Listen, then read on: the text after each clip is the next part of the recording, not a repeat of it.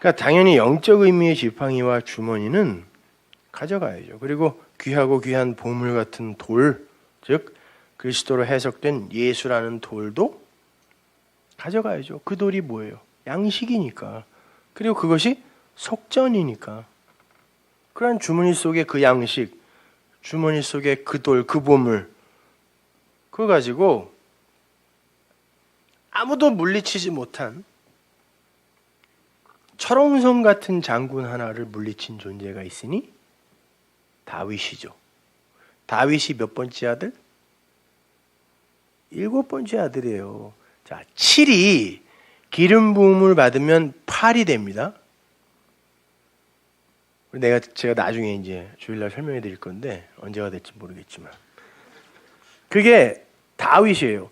다윗이 7이 기름 부음을 받으면 완성이 되는데 그게 샬롬이에요. 누구? 솔로몬입니다. 그래서 거기에서 성전이 완성되는 거거든요.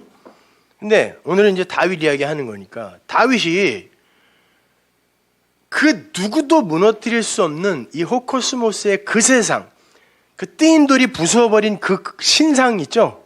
그거와 같은 그 골리앗 있죠? 그걸 갖다가 박살을 내는데 무엇로 박살 내는지 아세요? 지팡이, 주머니, 돌 이걸 부시는 거예요. 사무엘상 17장 39절 보세요. 다윗이 칼을 군복 위에 차고는 익숙치 못하므로 누구의 칼이에요? 사울의 칼입니다.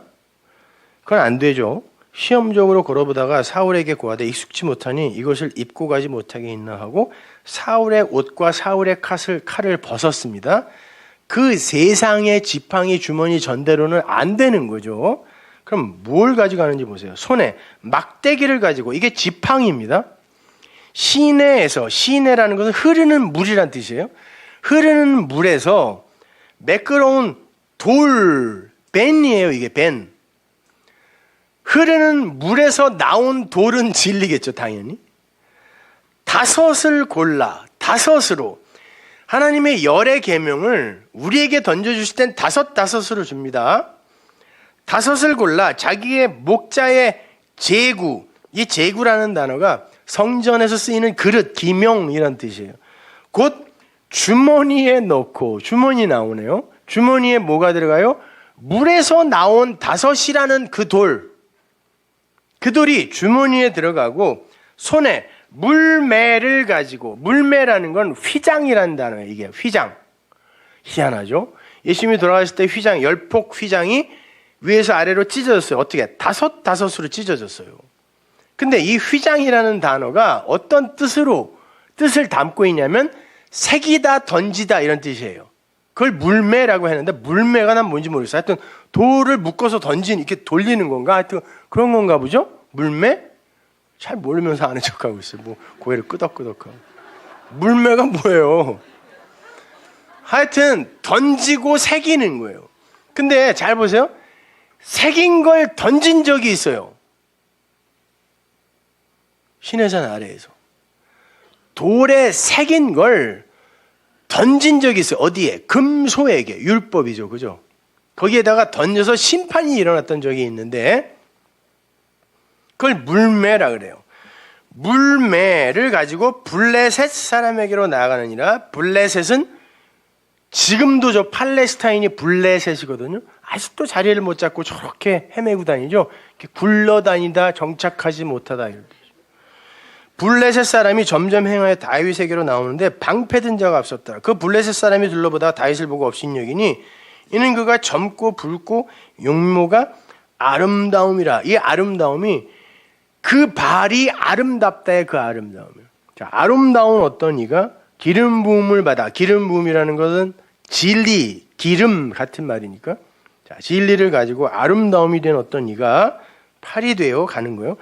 블레셋 사람이 다윗에게 이르되 네가 나를 개로 여기고 막대기를 가지고 내게 나왔느냐 하고 그 신들의 이름으로 다윗을 저주하고 또 이르되 내게로 오라. 내가 네 고기를 공중의 새들과 들짐승들에게 주리라.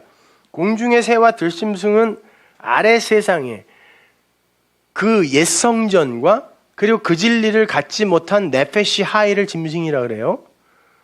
다윗 보고 내가 너를 그 먹이로 주겠다. 이게 율법주의자들이 우리를 보고 하는 말인데 아니죠. 우리는 그들에게 니들이 공중의 새, 옛 성전, 그 들짐승의 먹이지 이렇게 얘기해야 되는 거죠. 보세요. 다윗이 블레셋 사람에게 이르되 너는 칼과 이 칼이 헤레브예요. 율법주의, 네가 나에게 공격 무기로 쓰는 건 그 칼밖에 없지. 근데 나 칼 없어? 그 칼 없다. 칼과 창과 단창으로 내게 오거냐. 나는 만군의 여호와의 이름 쉔 뭐예요? 분석된 그 진리, 그 말씀. 나는 여호와의 말씀으로 너한테 간다. 네가 모욕하는 이스라엘 군대의 하나님의 이름으로 내게 가노라. 이스라엘 군대가 나라는 거예요. 내가 성령의 검으로 가는 거예요. 내가 간다. 말씀으로 너한테 간다. 오늘 여호와께서 너를 내 손에 붙이시리니 내가 너를 쳐서 네 머리를 베고 블레셋 군대의 시체로 오늘날 공중의 새와 땅의 들짐승들에게 주어 온 땅으로 이스라엘에 하나님이 계신 줄 알게 하겠고 또 여호와의 구원하심이 칼과 창에 있지 아니함을 여기도 헤레브예요. 이 무리로 알게 하리라. 전쟁은 여호와께 속한 것인즉 그가 너희를 우리 손에 붙이시리라. 블레셋 사람이 일어나 다윗에게로 마주 가까이 올 때 다윗이 블레셋 사람에게로 마주 그 항우를 향하여 빨리 달리며 손을 주머니에 넣어 자, 그 주머니예요. 오늘 우리가 공부하는 그 주머니에 넣어서 돌을 취해 물매로 휘장 그리고 율법에게 던져진 새겨진 그 돌 이야기하는 거죠. 물매로 던져 블레셋 사람의 이마를 치매 돌이 그 이마에 박히니 땅에 엎드러지니라. 자, 땅과 하나가 되었어요. 다윗이 이같이 물매와 돌로 블레셋 사람을 이기고 그를 쳐 죽였으나 자기 손에는 칼이 없더라. 어떤 칼을 쓰는지 보세요. 다윗이 달려가서 블레셋 사람을 밟고 그의 칼을 그 집에서 빼내요. 그럼 율법의 칼이네요. 빼내요. 그 칼로 그를 죽이고 그 율법의 칼이 율법이라는 가뭄 그 칼이 율법주의자들에게 들리면은 말라키의 귀를 자르는 칼이 되지만 진리의 사람들에게 그 율법이 들리면 그 율법주의자들을 공격하는 진리의 성령의 검이 되는 거예요. 목을 잘라버리는 거죠. 그 칼로 그를 죽이고 그 머리를 베니 블레셋 사람들이 자기 용사의 죽음을 보고 도망갔다. 이 골리앗라는 이 말이 벌거벗다 이런 말이에요. 벌거벗은 포로, 수치스러운 포로. 선악과 먹고 벌거벗은 아담과 하와 그 이야기 하는 거죠. 벌거벗은 자 하나가 내가 이 세상의 왕이고 나를 이길 자는 없다. 하나님처럼 되어 있는 거죠. 그것을 기름 부음 받은 자가 그 주머니, 그 보물, 그 신, 그 지팡이가 되어 그 앞으로 가는 거예요. 가서 그 돌을 물매, 그 다섯으로 그의 머리를 쳐 죽여버리는 거죠. 그리고는 그의 칼을 빼어 내가 진리의 성령의 검으로 갖는 거죠. 그죠? 그것으로 그 상대의 목을 자르는 게 여러분의 역사 속 인생인 거예요. 그게 7의 사람들의 인생이에요. 그러면 그를 팔이라고 이야기하는 거예요. 그래서 노아의 방주에서 나온 사람들이 팔인 거죠. 그리고 그들을 팔의 날에 할례 받은 자라고 하는 거예요. 왜 난지 8일 만에 할례하는 줄 아세요? 거기까지 하면 또 오늘 밤새야 되니까 나중에. 자, 그렇게 죽은 율법주의자들은 공중의 새와 들짐승의 먹이가 되는 거예요.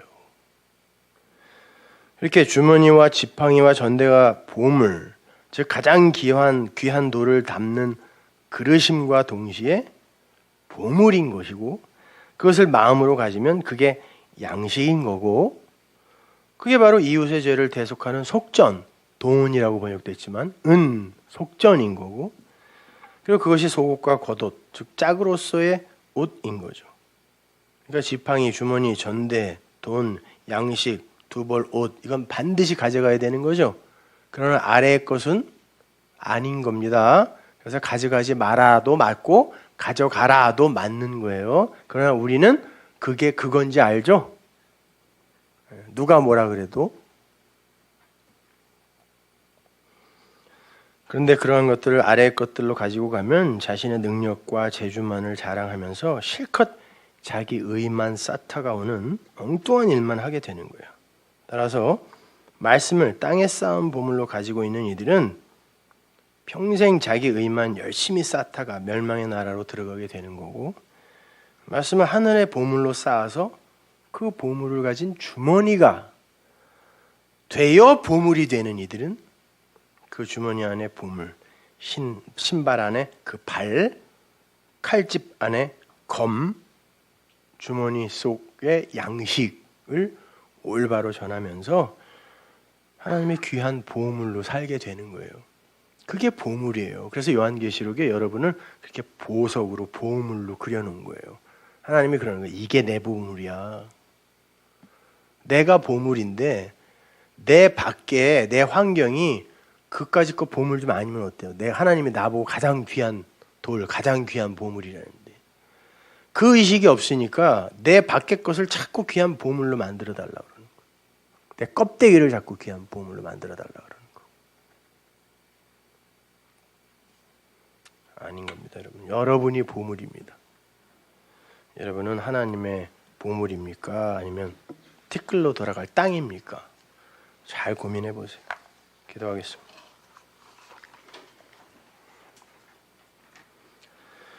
하나님, 은혜를 감사합니다. 아버지 하나님, 그 귀한 하나님의 말씀을 아파르로 티끌로 갖고 땅을 구축하는 데 사용하고 있는 이들이 이렇게 부지기수인 이때에 그것을 우리 하늘들 안에 보물로 쌓게 하심을 감사를 드립니다. 그것이 진정 진리를 사는 하나님 백성들의 삶인 줄 깨달아 알게 하시고 그것이 행복이며 그것이 기쁨이라는 것을 알게 하옵소서. 예수님의 이름으로 기도합니다.